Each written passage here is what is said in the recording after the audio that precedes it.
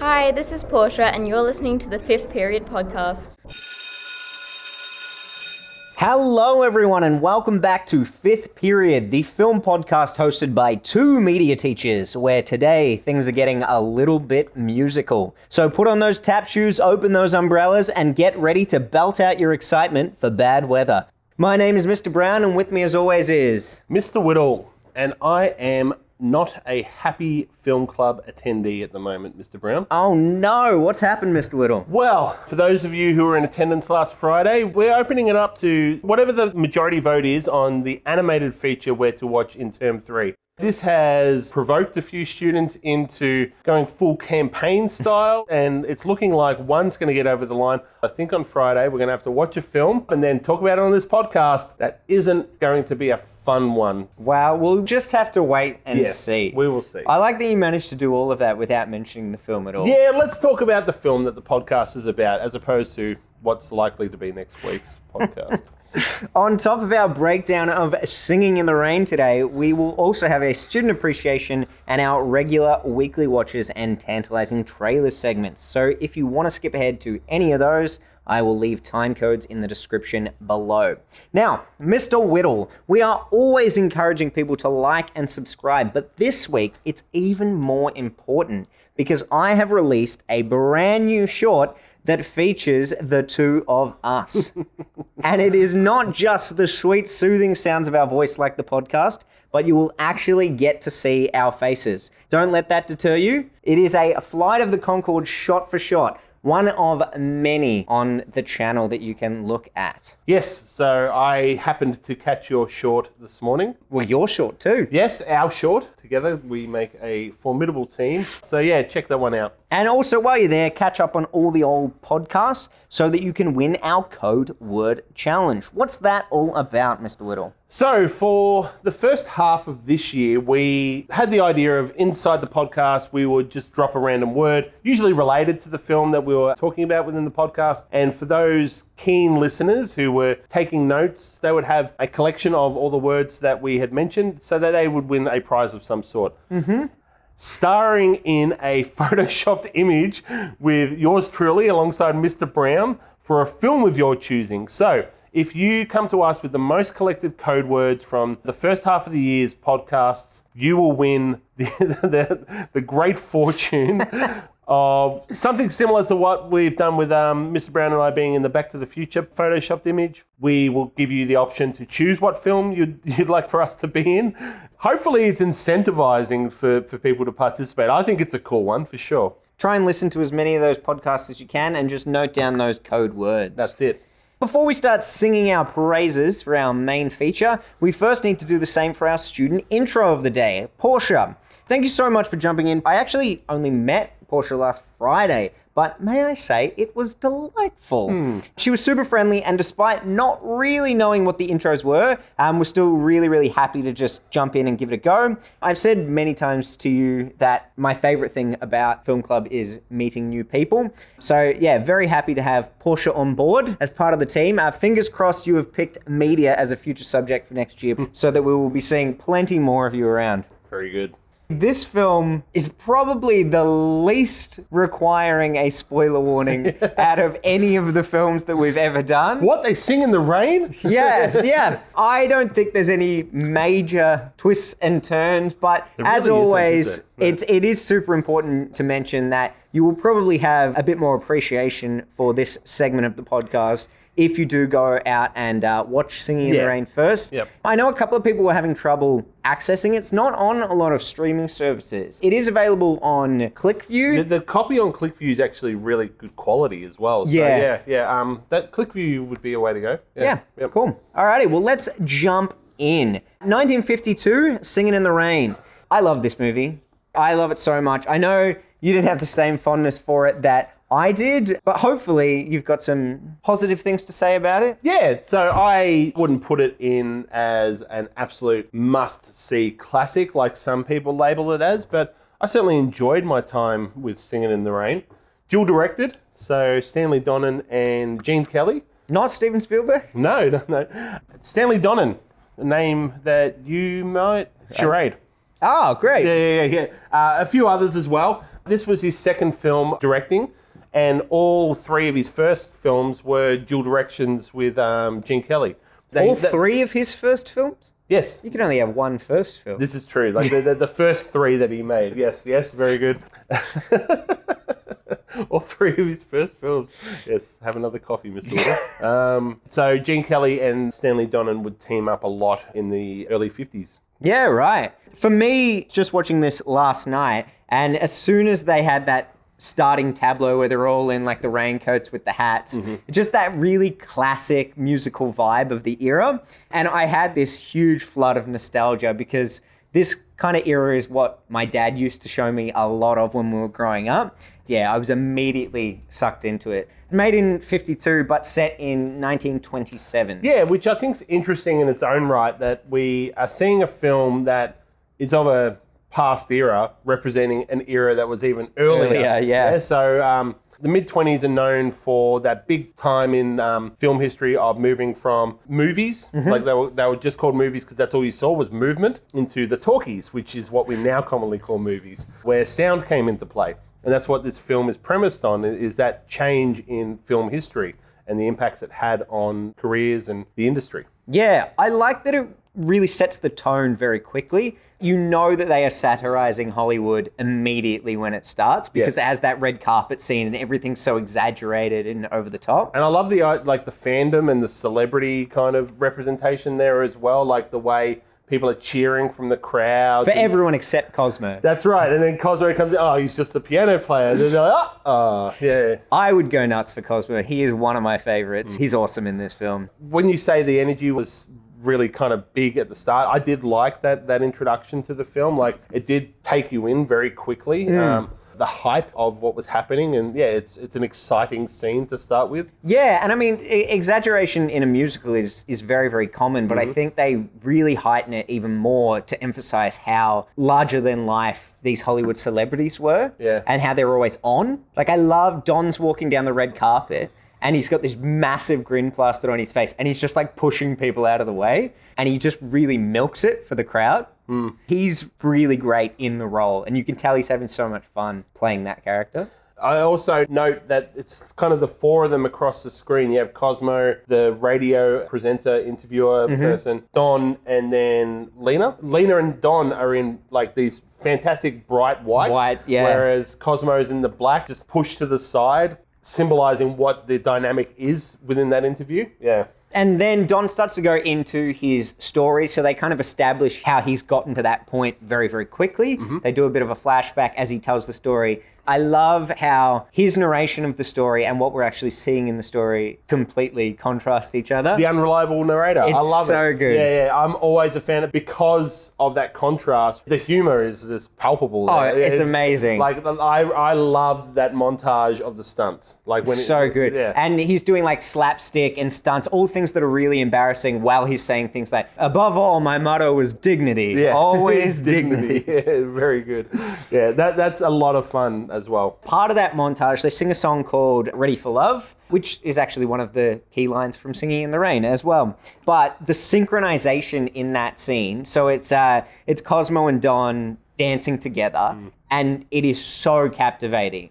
Comedy can be mistaken for a lesser form of entertainment, but they're so amusing and so funny in this sequence, but so skilled at the same time. Yeah. Like, the synchronization is unbelievable. It's really incredible to watch. I agree with you that it's an impressive feat of acrobatics almost, watching them kind of work together. The humor's so for me in that dance number. Like, I wouldn't say it's hilariously funny what they're doing. They're just dancing around. Yeah, but it's slapsticky. Yeah, I don't know. Maybe like a lot of that is so for me, but that's not to take away from how impressive what they did was.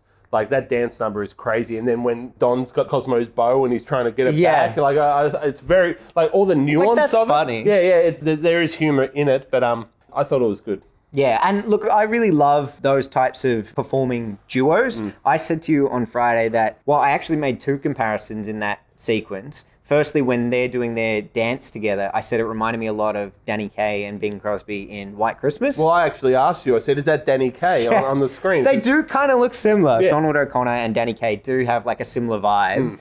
But it's not just the way they look, it's also their mannerisms. As physical comedians, they act very similar as well. For sure. But yeah, so that part really reminded me of White Christmas. But then when they're doing all the stunts later on, that really reminded me of a film called The Great Race, which is like a melodrama about two competing daredevils. Farewell, you good Leslie, you! I hope you win! I hope you win! And the way in which they do all the stunts in that is very, very similar to how they show it in this montage. Yep. Someone who looks like me? Yes, sir.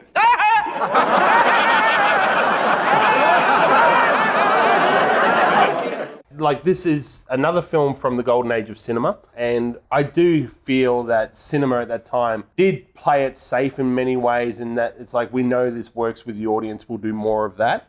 That was part of what the golden age was, where you just had the big five studios kind of churning out a lot of stuff. This film certainly was seen as something that MGM did huge success with. But I do think that there is that tendency to go with, well, we know that works and we know that works. Yeah. Let's make sure we have more of that. In fact, only 2 of the songs in the entire film are originals. The rest are songs that they picked for the film and said, we want to make the story work around these songs. Right. What are the 2 original ones? I couldn't tell you. I know, maybe as they come I know up. Singing in the Rain isn't an original. And then they said, great, now let's make a story around these songs. Which is kind of like surprising, because I felt like they found a really strong foundation for the story, to the point where I'm like, that could have been what they started with. Yeah. So I don't know.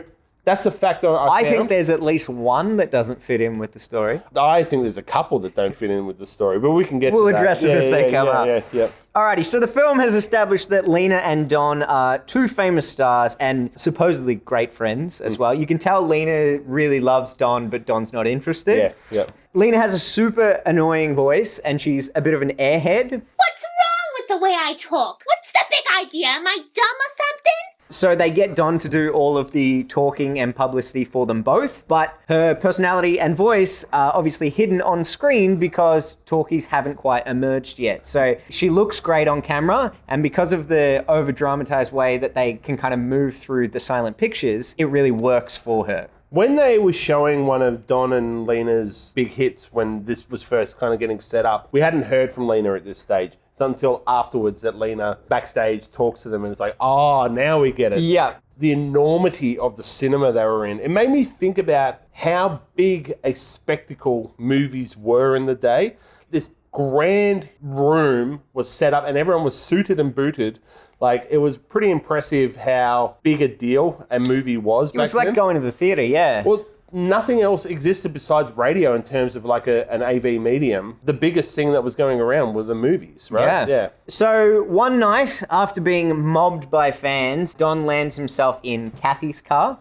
He initially thinks she will just swoon over him, but she knocks him down a peg or 2 when she insists that film acting is inferior to stage acting, because she is, of course, a stage actress. Yeah, I mean, maybe it's also got to do with the fact that this guy who's 20 years her senior just landed in their car. Yeah, well, this has been a common trend for a lot of the films, especially the ones that we've looked at that have been set in this era, the big age gap between the characters. Yeah, Debbie Reynolds was 19 when she made this film. Yeah, there you go. That just, as a standalone fact, is so impressive. She wasn't a professionally trained dancer.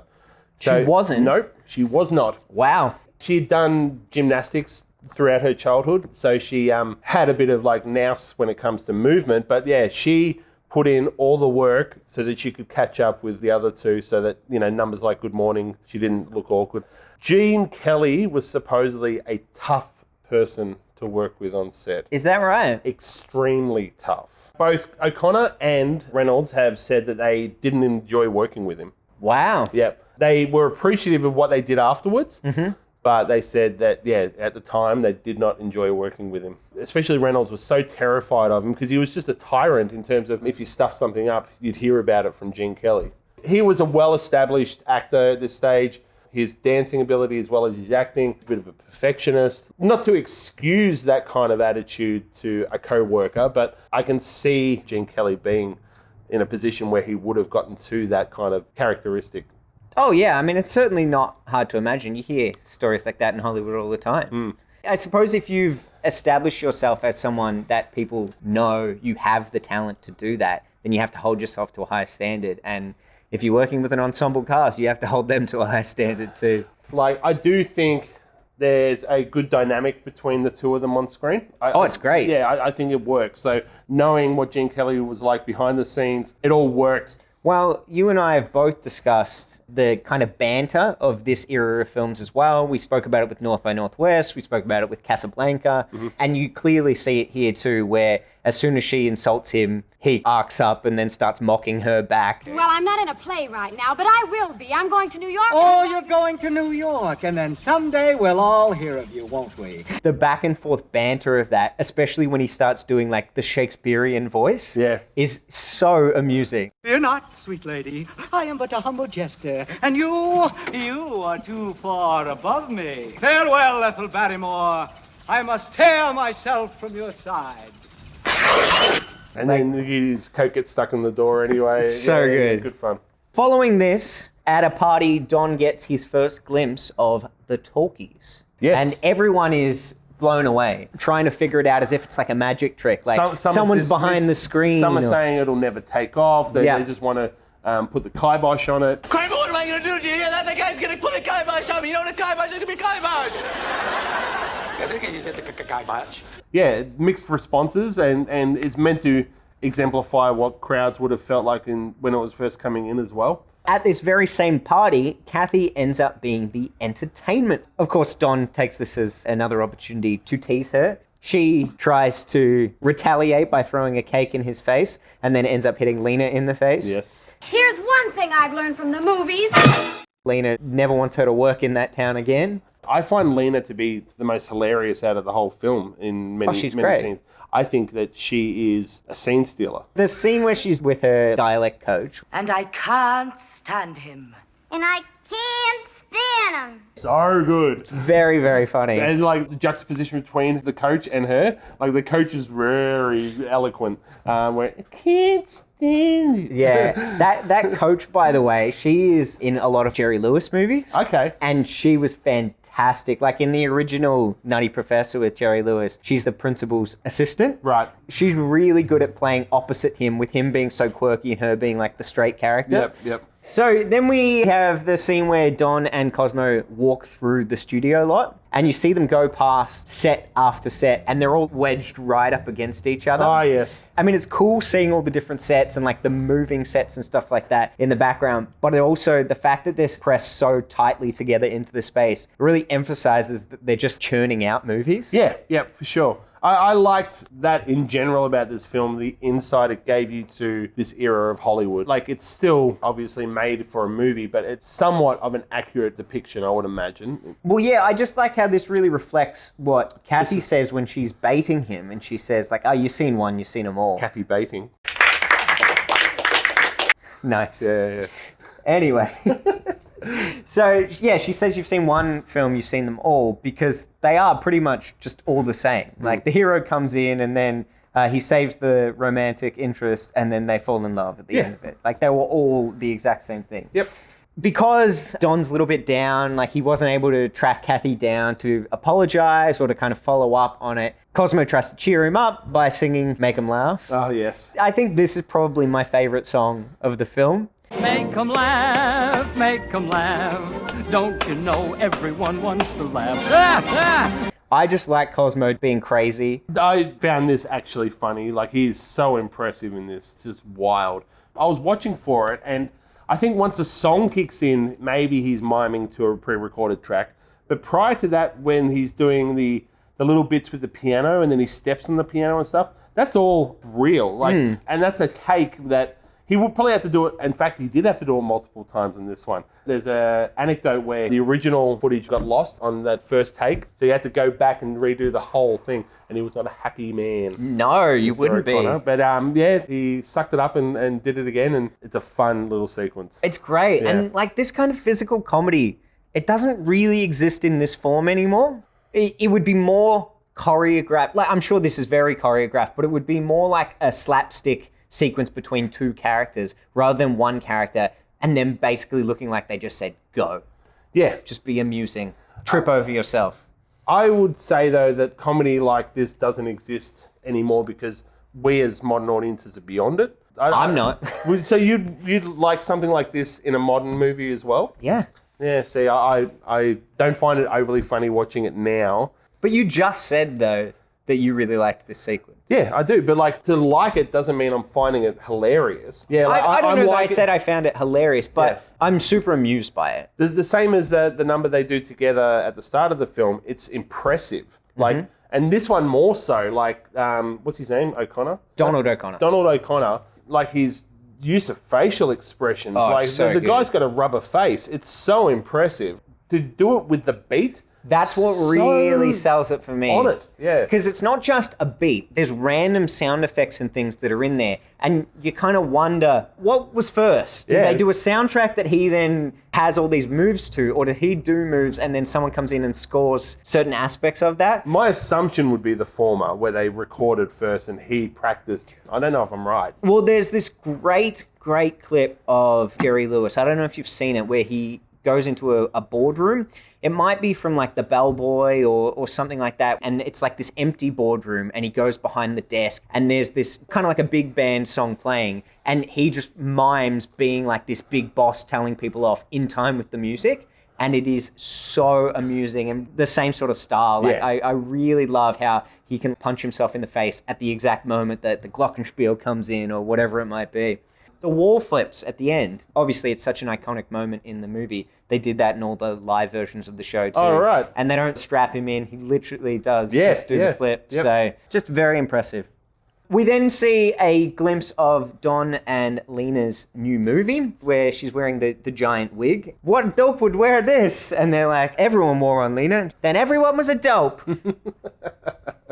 Anytime she opens her mouth, it's great. Yeah. Don finds out at this point that Lena got Kathy fired, and then they do the scene where they're supposed to be in love, but they're just insulting each other. Yeah, and it doesn't matter because it's like visual only. I loved that. It's That was really clever. Yeah. After they kiss, there's this amazing line. Oh, Donnie, you couldn't kiss me like that and not mean it just a teensy-weensy bit. Meet the greatest actor in the world. I'd rather kiss a tarantula. But you don't mean that. I don't. Hey, Joe, bring me a tarantula. But yes, because Don's so down about the Kathy situation, Cosmo ends up finding Kathy in another studio production. Beautiful girl, where the guy is just singing about all the different types of girls he could possibly have. There's like all these stereotypes of different girls in the Big window number behind. as well. It's Like when it massive. pulls up the curtain for the background. These studio lots were huge Yeah, to be able to have those massive set pieces. But also just for demonstrating that Kathy is in a different song or Yeah. a different show. Like, it goes on a bit. Well, this is what I mean by there's some of the songs where you're just like, okay, well, they've just kind of tacked that on. Yeah. Yeah, it doesn't fit to the main narrative. I liked seeing the variety of fashion that was of the time. And all the colors. Yeah, It's very captivating. Yeah. Cosmo then suggests to the guy who's in charge of that production company, that like RF or something. Yeah. So he's actually based on a real person. Based on is that the right? head of MGM. Yeah. He suggests that she's great and she should get a bigger role in the sequence. She's like, oh, I can't take it on because Don won't approve of that. And then he's like, no, it's great, let's do it. And they very quickly admit they both like each other. No, this is a classic of the golden age where they just fall in love after a few days. Well, yeah, but it was kind of like, he's infatuated, I think, because he's at a point in his career where he could pretty much have anyone. And this is the first person that's insulted him. So he just likes the chase a little bit. Yeah. Whereas for her, she's grown up watching his films. And so she always did have a bit of a star-struck quality, but she's just too cool to let on about that in the opening scene. Yeah. So she admits in this scene, reluctantly, but she admits that she actually is a bit of a fan of his. Yeah, she kind of drops clues that he picks up on. Like she says something about all his films, or all my films. Yeah. So yeah, she kind of lets it out of the bag. Since they're both admitting that they can't get each other out of their heads, it's kind of like, oh, well, they're on a level playing field now. And then they go on the set of the romantic scene, and the backdrop's like the sunset. It's pretty nice, and right? the fan goes off. Yeah, and I liked that they are in a Hollywood lot, and then Kathy's like, oh, but this is just an empty room, and then the magic of the empty room. And then so it's also in line with saying what the magic of cinema is. With just these few things, we can make the scene. This is kind of how Don lives his life now. He Yeah. needs the magic of cinema to kind of prop up the day-to-day. Yeah. Now that talking pictures are becoming a bigger thing, the Jazz Singer is the first one that gets released. Yep. They're in a bit of strife if they can't keep up with the changing times, so they decide to change their current movie. To do that, of course, because of Lena's awful, awful voice, they have to take diction lessons. And so there's this really nice parallel between them. So Lena's don't go very well at all. Ta-te-tee-to-too. But Don's go so well. But he has to sing and dance about it. Exactly. Cosmo and him sing a song all about tongue twisters. Yes. Moses supposes his toes are roses, but Moses supposes erroneously. That's a catchy song. I really like that one. Oh, like, I'm not disputing. Most of the songs are catchy and fun. Just the relevance. Sometimes. Oh, yeah. Like only like a third, maybe half of them. Yeah.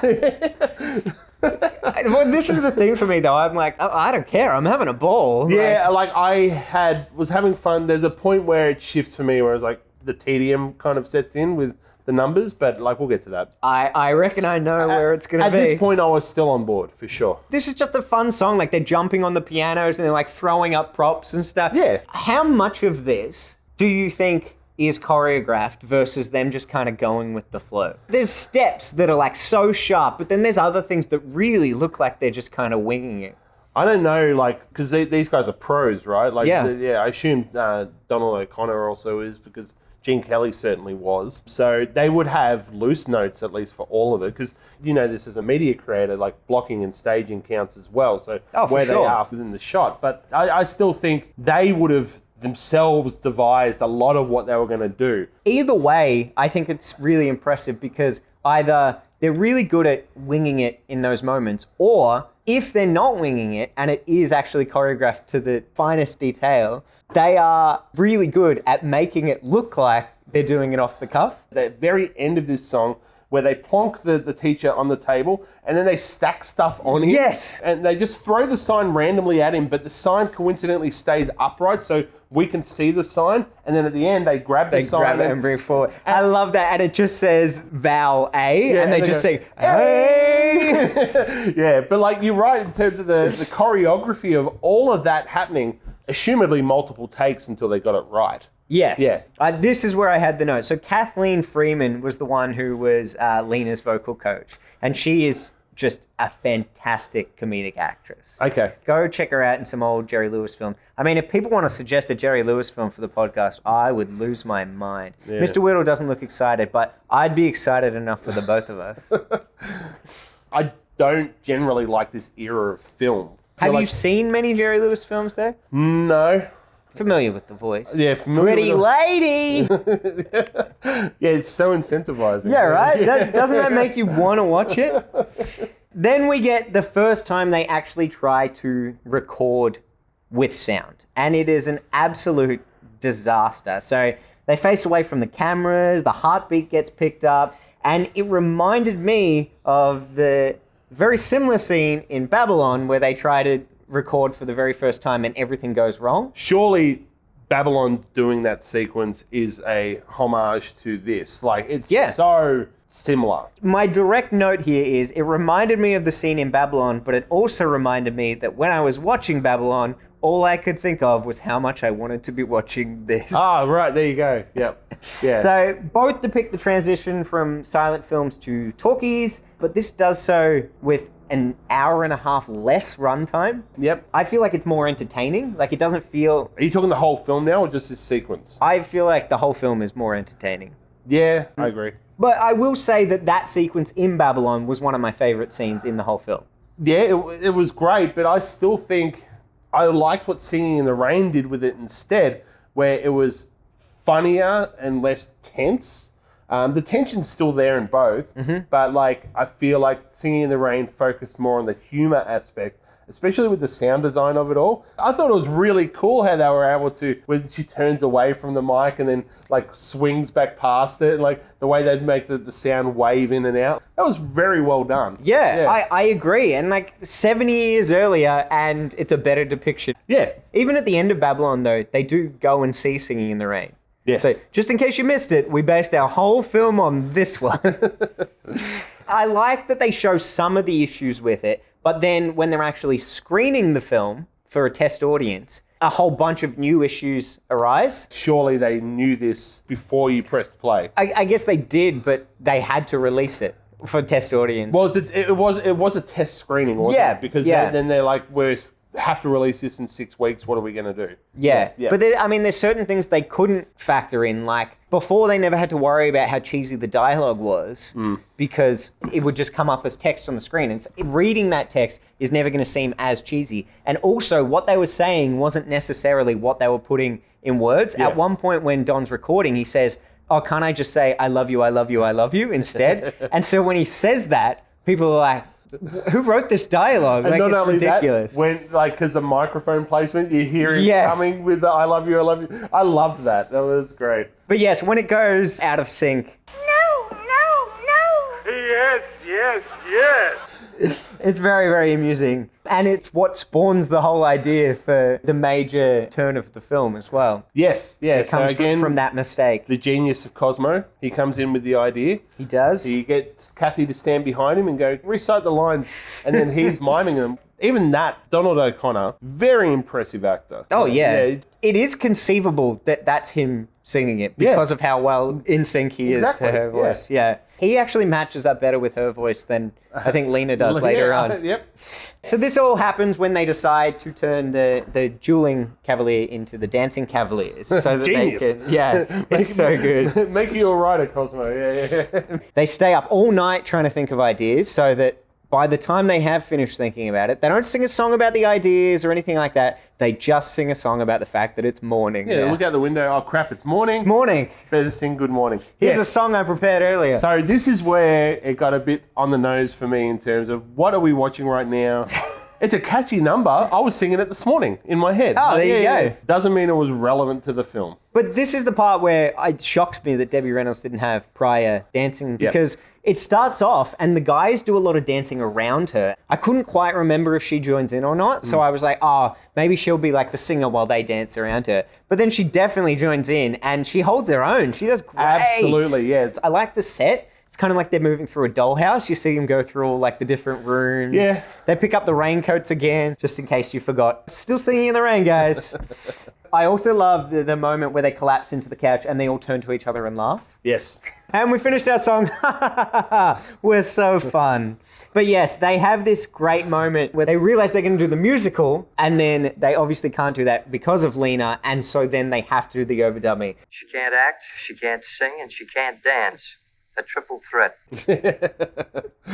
We get the famous Singing in the Rain scene follows this. Don drops Kathy off home. They share a little kissy kiss, and then he goes off and sings and dances in the rain. Yeah. For what purpose is this serving? Well, I had a similar question for you. I wondered why this is the title song of the film. It's a very popular song in the late 40s when this film was being put together. I think there's at least 10 other films that this song appears in prior to Singing in the Rain. Okay, it's right. It's a popular song. Yeah. So I don't know whether that played into how they wanted to position it. I've got nothing in terms of being able to rationalise the decision to make it so comes up prominent. a few times. Like later on, it's what she sings again when she's overdubbing, and then it ends up being the movie that they make together right at the end of the film.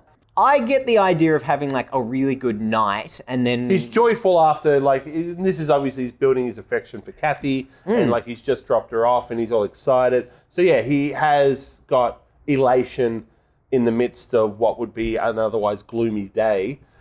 I could see a teenage version of me being excited by an evening and then like going out in the rain. Yeah. Like carefree attitude, like a freedom kind of vibe to it. I don't think 30-year-old me would go and dance in the rain now. Well, what about 40-year-old you? Because that's how old Gene Kelly was. I'll let you know in 10 years. I did get bored watching him splash around in water for 3 minutes. Did you? Yeah, like I didn't enjoy this sequence. Okay. Yeah. The song is catchy and obviously iconic to the film and also just cinema in general. But yeah, Gene Kelly's solo on the screen just didn't do it for me. Every other number I really engaged with, regardless of whether it was relevant to the narrative. But this one is probably one of the weaker numbers in the film for me. Spawned a lot of like parodies and homages. I did it? Yeah. Dancing in the Rain to Singing in the Rain comes up a lot. Did The Simpsons do it? I bet They you would did. have. They would have, surely, yeah. Jackie Chan does it in one of the Shanghai Nights or Shanghai Noon. Okay, yeah. He dances with the umbrellas. Like, Okay, yeah, yeah. it's good fun. Yeah. They show like a montage of Kathy behind the scenes dubbing for Lena, and it all goes flawlessly. Yep. They say it's all going to work. It's going to be perfect. But they also decide to add a new number in as a modern framing device called Broadway Melody, which does not fit the tone of the film at all. It fits the tone of Singing in the Rain. It doesn't fit the tone of The Dancing Cavalier. Yeah, right. So a framing device is when you start and end your narrative with a different narrative that jumps into it. I would say that Princess Bride has a framing device where they start by going into the story. But this one really felt like they wanted to do the Broadway Melody song. And so they just tacked it into the film however they could, which is so funny because in the film, that's what they're doing. So it's kind of just like a reflection of them making this movie as well. I think this one drags a little. I really like it, and I think there's some great moments in it, but it's long. It is a long song. Yeah. Gotta dance, gotta It shows his character's progression through Hollywood. Hollywood. Like, using the rails and stuff, and he's like kind of... Great sets in this, yeah. Punchy colours throughout as well. I did like this number in terms of the visual element of it. As I said, it's got some really awesome moments. I love it when he comes in and he does like a dance with the chorus girls in 3 different dance styles. Yeah. So he does like the burlesque one, then the vaudeville one. So he does this massive number. It's this awesome spectacle. And then it cuts back and it's just him explaining it. Well, it sounds good, but I can't quite visualize it. But unfortunately, Lena finds out that Kathy is dubbing her and she is not happy at all. Not happy, Jen! So she ends up going to the papers and printing that it is in fact her voice and that she's got the most amazing voice in the world. Yes. And so she kind of forces the hand of the studio because they can't then come out and say that it was Kathy. They were supposed to do this big reveal where Kathy, her career would take off and she'd be able to go make a bunch of her own films. But Lena pressures them into keeping Kathy as her exclusive voice dub. Yeah. Worried that she will control the entire studio, they then end up getting her to do her own speech to a live audience. Yes. So that she will reveal herself, be hoisted by her own petard, so to speak. Her voice doesn't match both the eloquence of what she says in the movie or the nice sounding voice of the movie. So they all insist that she sings instead. These points in the narrative that you're making right now are the ending of the film. This is the final act. Yeah, it kind of speeds through pretty quickly. Yeah, I found the ending generally to be a bit meh. I did not like the way structurally the narrative kind of got to this point, and it's like, oh, they're just going to have it all resolved by Lena going out and making a speech. And I'm shocked to hear you say that because you love a quick wrap up, and this is one of the quickest. Absolutely, but in terms of, like, I would love a quick wrap up once we've had a good ending. Well, usually a film sets up this issue, this conflict, and then they have to go to extensive lengths to resolve that conflict. But it almost sets up the conflict as the start of the resolution. Yes. It all happens so quickly. It's like, here's the problem, but here's the solution. Yeah. I describe both in my same dot point because they follow each other in such quick succession. I just was a bit put off by it. I think it's probably more saying something about what a standard audience expects and not getting it. It's me. It's not you, the film. It's me. Right. It's me.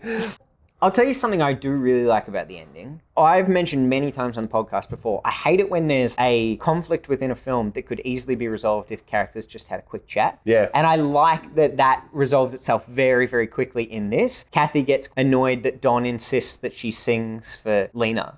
It's only for like 2 seconds, and then it's like, oh, I see what you were doing. Yeah. So that part I like. And I do think that they have established that Lena is the kind of person who, if left to her own devices, can screw things up pretty quickly. Yeah, give her enough rope kind of vibe. Yeah.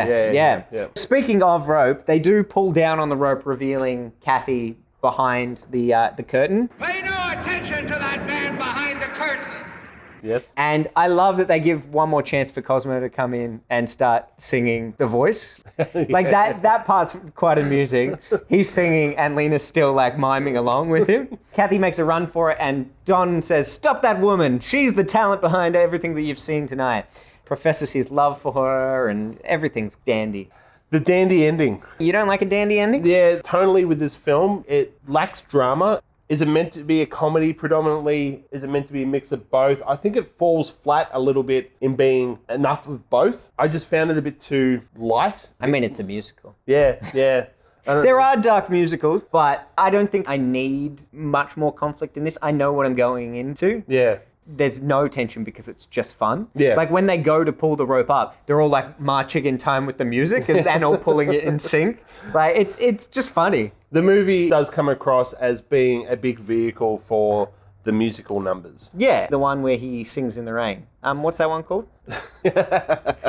Very good. The end of the film then shows a pretty common trope of the time. We saw the same thing in North by Northwest. Everything's resolved. We're going to end with a shot of the two leading characters kissing, and then like the frame closes in as a circle around them. It was exactly, well, yeah, it happens very quickly. There's a big billboard for their new movie behind them, Singing in the Rain. Ah, yes. They're going to live happily ever after in Hollywood. The end. Where nothing ever goes wrong. But yeah, so overall thoughts, what do you think? I will never sit down and watch this film again. Really? Unless it's like someone wants to watch it and they're not giving me any leeway on it. I want to watch it and I'm not giving you any leeway on it. But that said, it wasn't a terrible film. Just it won't ever get a rewatch out of me. Okay. Yeah. You? Oh, I love it. What do you mean love it though? Like what do you love about it? The music. Yeah. It's really, really fun. I like the comedy behind it. I like the physical comedy and like the wits of some of the characters.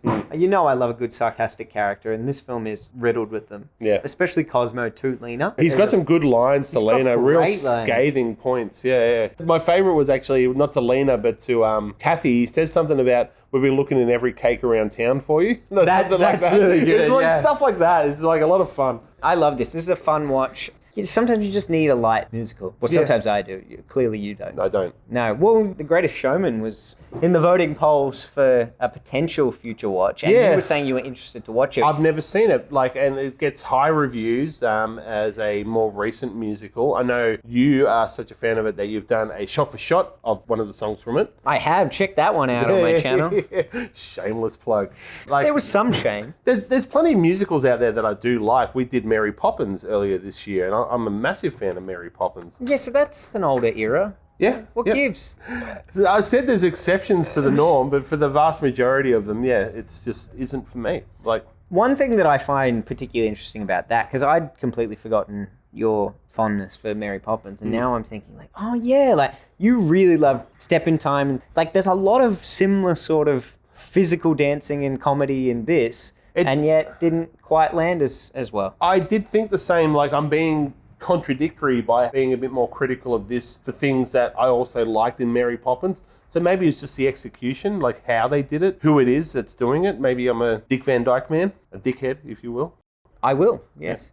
Alrighty, let's move on to our weekly watches. Weekly watches. Weekly watches.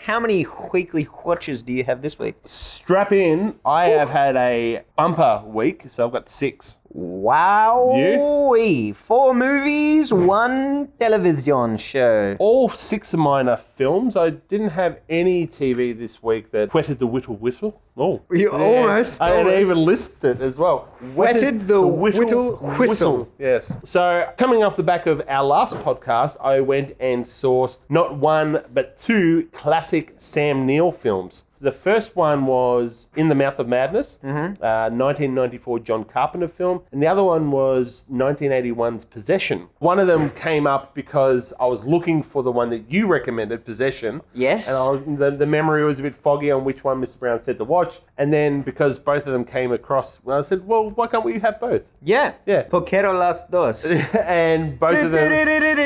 Old El Paso, hard and soft tacos. Both of them were, for different reasons, a lot of fun. So In the Mouth of Madness, anyone who knows John Carpenter knows that he loves a really good, gory kind of monster, and this one had a practical gore too. Yeah, a lot of practical gore in this one. The story's quite interesting, and so I think, did you end up watching this one? No, I will be watching this week. But yeah, just didn't get around to it because I was busy polishing off some lesser films. Yeah, and this one, I'm interested to hear your thoughts on. Possession, obviously, we know your thoughts on that one. Oh my God, I love it. I love it. Very avant-garde, surrealist film. The way it's presented to you is like there's a momentum to it and an energy to it that was really, to start with, was like, what's coming at me? Like there's these weird editing kind of jumps and and it really presents the characters in this unique way.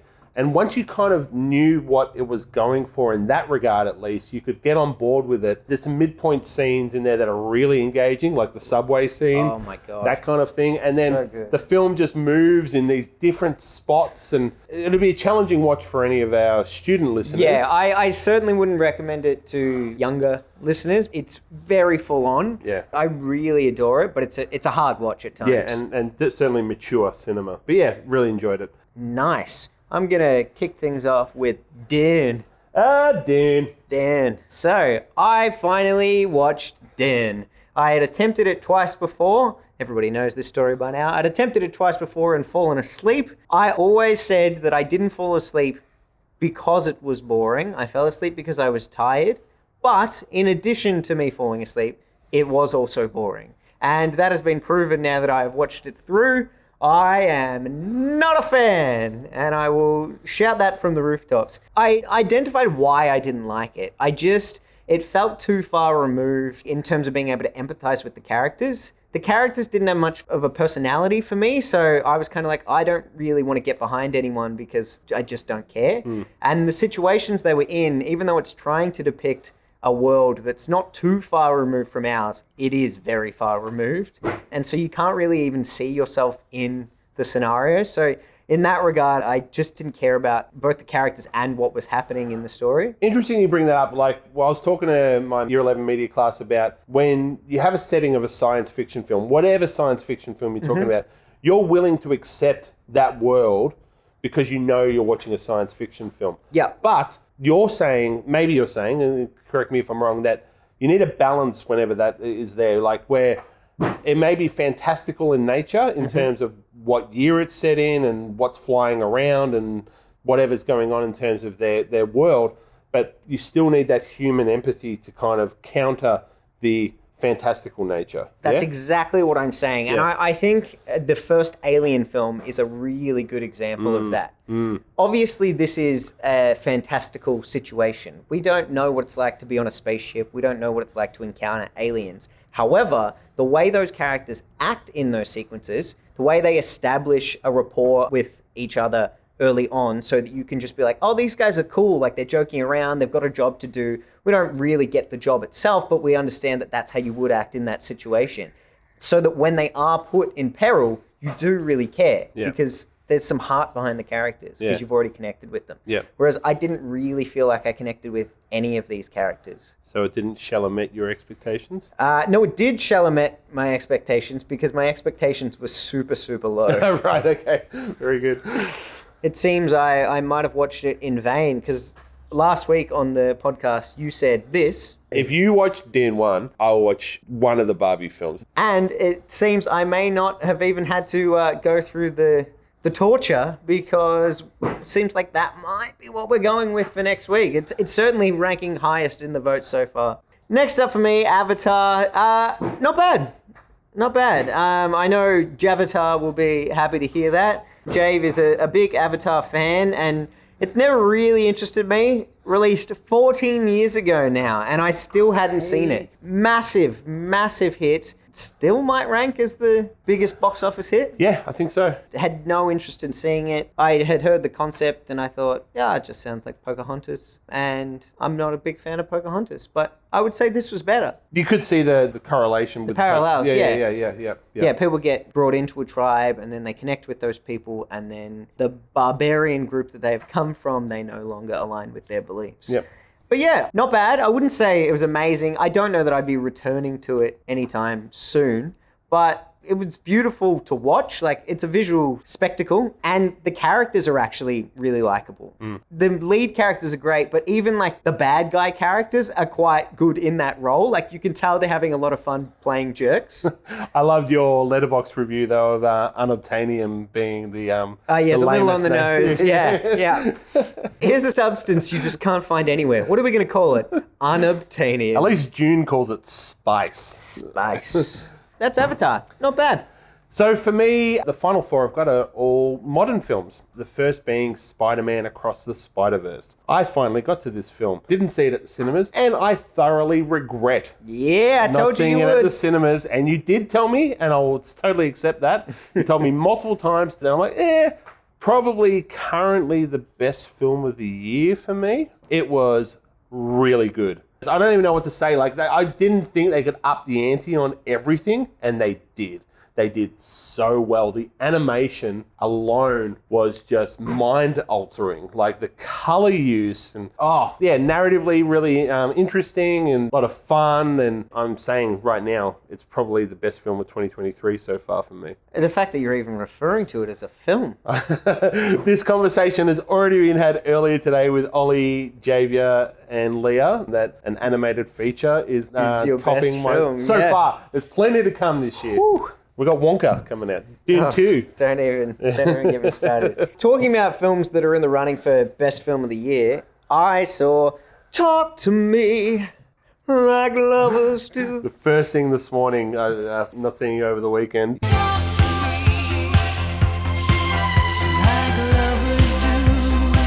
Very good. Yeah. It's been stuck in my head since I saw the movie. Love it. My word, was this film awesome. Yeah. I love it. I love it so much. Yeah. Aussie cinema, getting it done. Very, very impressive. You saw this 2 weeks ago now? Yeah, 2.5 weeks, yeah. I don't want to say too much about it. I certainly am going to avoid any sort of spoilers, but it just hit all the beats for me. I would perhaps say that I wasn't completely satisfied with the resolution. That was probably the only part that stopped it from getting a 5-star rating on my letterbox, but the way it was done was just masterful. The fact that this is their very first feature film, they immediately got into Sundance, and then A24 bought it. Rightfully so, as well. It's not, yeah. It's not just because some sweet story that the media wanted to cover of, look at these boys done well. But these boys have done well. Mate. Like, even we're going full Australian. These cobbers, they've done well. Look, the film is exceptionally good. It's really, really well and done. It's a great story to tell our media students of, you put in the work, you keep practicing your art form, you can have opportunity through new media to go and live the dream. These are Adelaide boys who are just smacking it out of the park. Oh, our Australian boys. Oh, boys. Boys. Yeah, the boys. Oh, boys. Boys. Hey, boys. Full of bevies with the boys. Yeah, boys. The boys. Too many shandies for the boys. They did a phenomenal job. I really like the story. At its core, it is not an original concept, but it feels fresh. The way that they tackled it, it subverts your expectations of what this kind of a story is going to be. The performances were awesome. Yep. Really, really great. And the way that they did some of the effects, they did a lot of practical effects, the horror aspects, it's dark. It's really dark and twisted at times, but it's so engrossing. You're on the edge of your seat pretty much the entire time. Absolute win. Every single student, if you're over the age of 15 maybe, or you're sneaking with your parents, whatever, go see Talk to Me. Australian horror. Support Australian films. See a good one. Next, No Hard Feelings. Jennifer Lawrence and some other guy did... I expected it to be like a Farrelly Brothers kind of... Farrelly? Farrelly. I don't know. I don't know either. So okay, great. One of those two is correct. I thought I was going to go in for that, and it's very similar to that kind of film. But there's more to it than what you think there would be based on what the trailers are showing. It is certainly a silly, lighthearted film, and there's some good laughs in it, but it's got a bit of heart in it as well. I was surprised. Yeah, so I enjoyed that one. No Hard Feelings. Okay, Yep. yeah. Look, I will check it out. I can't say I'm racing to see it, but an easy watch. Yeah, for sure. Before we completely move away from Australian horror, talking the Saw franchise with Lennon last week, plus with the new one, Saw 10, coming out, I revisited the original. Okay. And it's great. It's really great. You can tell it's a low budget kind of a film, but it doesn't need to be anything more than that. It's a relatively simplistic concept, but I feel like it's really engrossing. I mean, these days, that kind of a narrative is not that mind-blowing. It's been done a lot since then, but at the time, it was just a really great concept for a horror film and a way to do it on a really scaled back budget as well. I think I'll probably watch a couple of them. I'm certainly not going to go through the 9 preceding films before the 10th one comes out, but especially because I know it kind of sits, I think, between the first and the second one, I'll probably rewatch the first couple. Okay. Just to kind of remind myself of that. And I mean, the earlier ones in the franchise were always stronger. They still had fresh ideas and the traps were interesting, but more than that, the twists and turns of the film felt original as well. The first Saw, really, really great. Nice. I watched the film that came out this year. I think technically it was last year, but I think it got a wide release in 2023 that I didn't know really much about and didn't have high expectations for, and it was really impressive. And I really want you to watch this film. It's called Sanctuary. This film is one of those ones where it's seemingly low budget because it's all based in one setting. So this couple in a hotel room. The woman is a dominatrix who comes in and interacts with this guy in a very complex way. But the way the story unravels is what's interesting, and the shifting way the manipulation works back and forth, the dynamics in the relationship.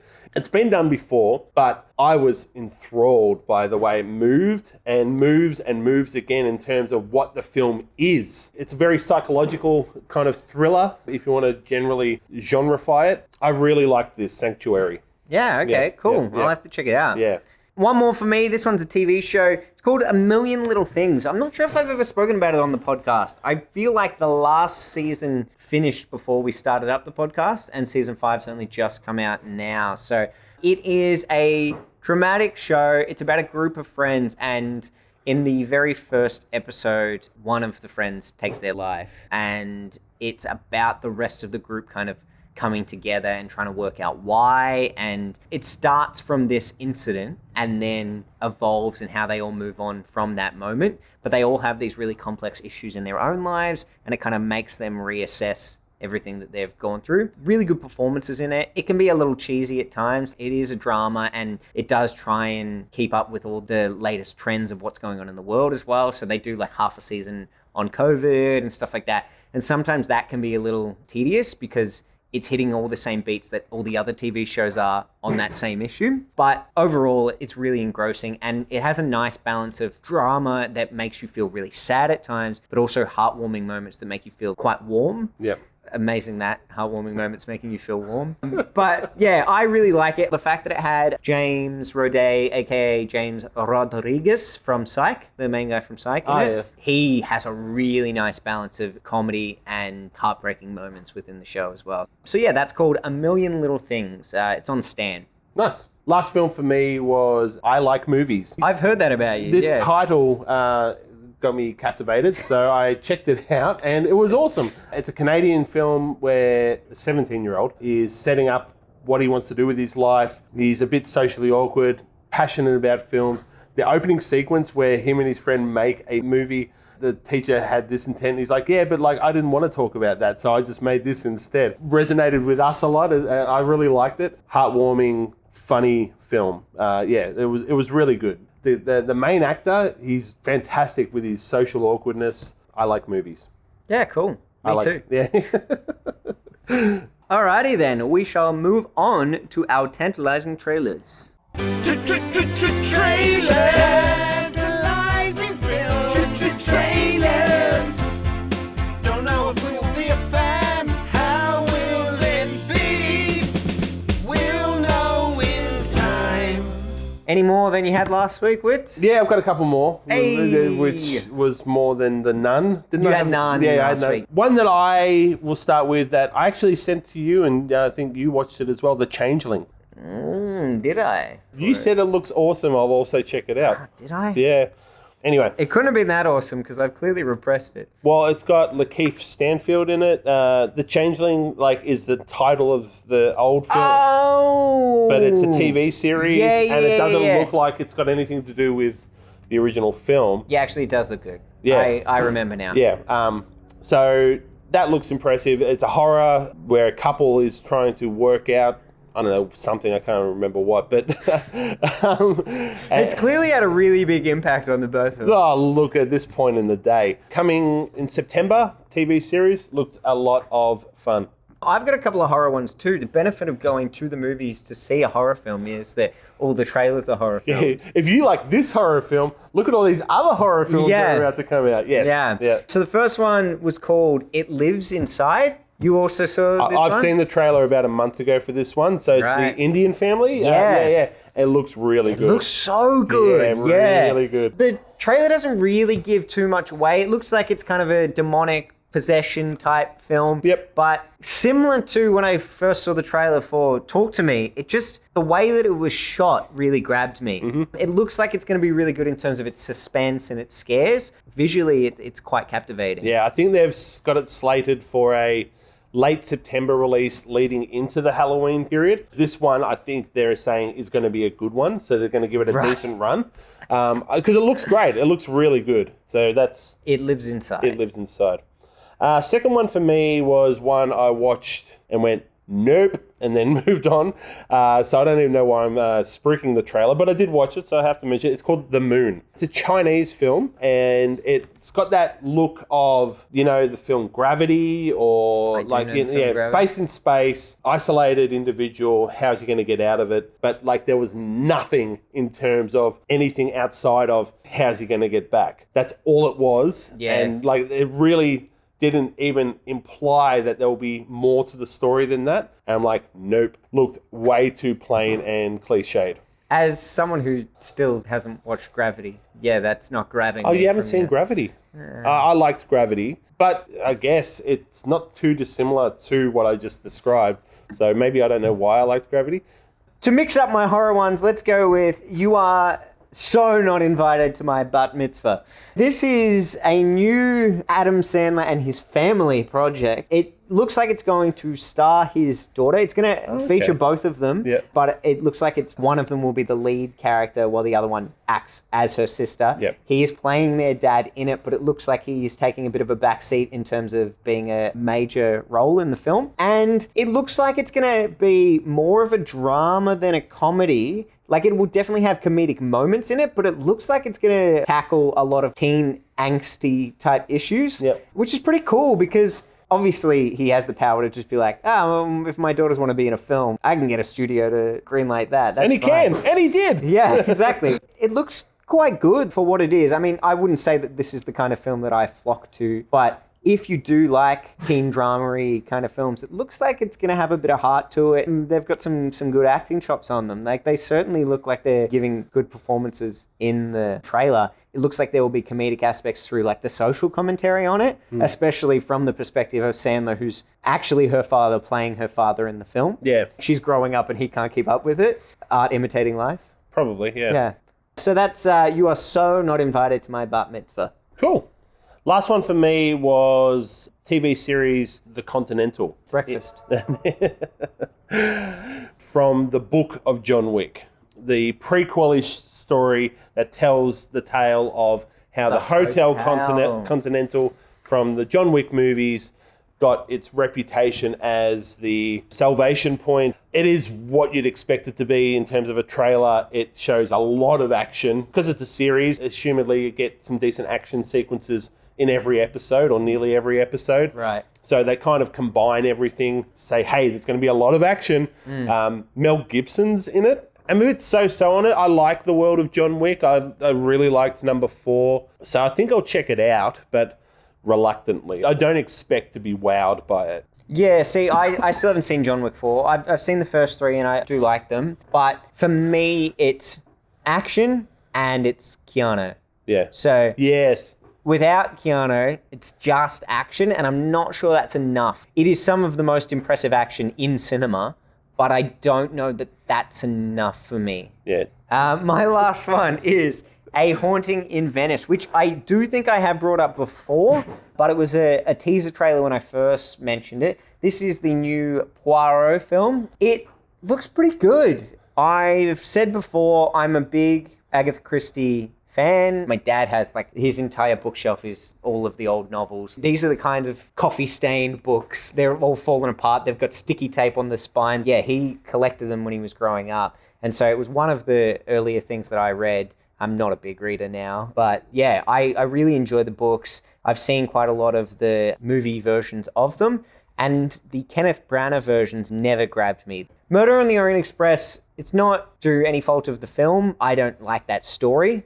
Death on the Nile, I really like the story, but I think that there's been better versions of it. Peter Ustinov was in one as Poirot, and that was a much better version of the story than the Kenneth Branagh one. And enough champagne to fill the Nile. So because I'm not familiar with A Haunting in Venice, I actually think this is the best shot at drawing me in, because I'm not going to be making any comparisons to books. I'm not going to be making comparisons to other movie versions of it. It has the best chance of captivating me. And it also intrigues me that there's a supernatural element to it. I'm a big fan of movies where it seems like there's something supernatural going on and then there's a rational explanation for it. But this trailer is very good at making you unclear as to whether that is the case, because Poirot obviously thinks that's what's going on, but it might be too weird to explain. So yeah, I'm intrigued. And great ensemble cast, like all of the other ones as well. Michelle Yeoh. Very good. We're just both nodding in appreciation. Yep. We do have to remind you guys to be liking, subscribing, sharing. Well, look, we don't have to, but we want to remind you. Yes. Commenting. Find Wits and I lip syncing to a Flight of the Conchords song on my channel. Yes. Just click like on every single thing that you come across there. Yeah, like. Everybody choose a shop, shop.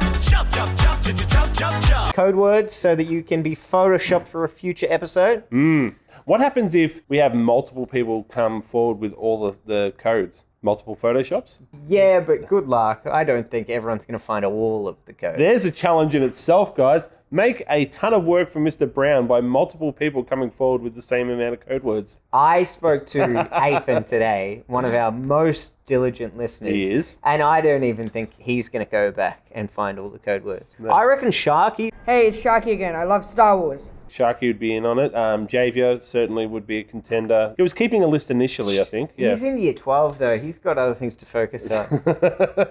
Usually we would end with a well-known quote from the film, but for a film that came out in 1952, I'm not sure any of these quotes are going to be super recognizable for our listeners. For you die-hard Singing in the Rain fans out there, farewell, Ethel Barrymores. We must tear ourselves from your side. Rip jacket as we get out of the car. Ah, yes. Wow, you're so underwhelmed. So underwhelmed. Thanks, guys. Have a good one. Bye, all.